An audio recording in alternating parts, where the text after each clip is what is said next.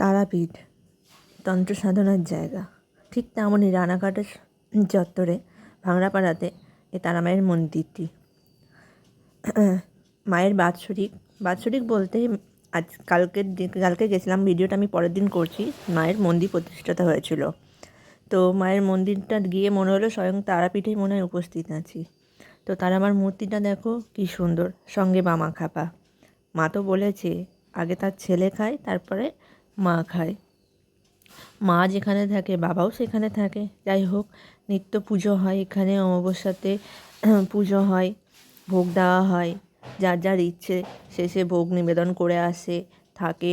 আমি যখনই যাই এই মন্দিরটাতে অনেকক্ষণ টাইমটা কাটাই, কারণ সত্যি কথা বলতে মা তারার সঙ্গে সামনে গিয়ে অনেক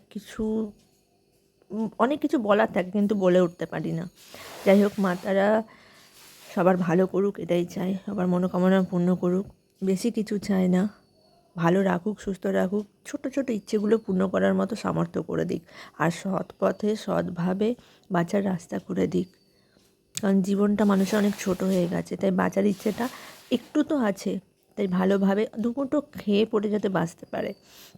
আর আমি এখানেই পুজোটা দিই, শিবরাত্রি হোক, নীলষষ্ঠী হোক, যদি শ্রাবণ মাসে সোমবার হোক, এখানেই আসি। মায়েরও পুজো দেওয়া হয় এখানে, বাবাও বিরাজমান, এখানেই পুজোটা দিয়ে মনটা শান্ত করি। তো কিছু কিছু সময় আমি চলে যাই ওখানে, ভালো লাগে টাইমটা কাটানোর জন্য। এটাই আশা করি। মানুষের জীবনে অনেক কষ্ট, অনেক ঝড়, অনেক সব কিছু আছে, কিন্তু দেখবে মন শান্তির জায়গা একমাত্র হচ্ছে মন্দির।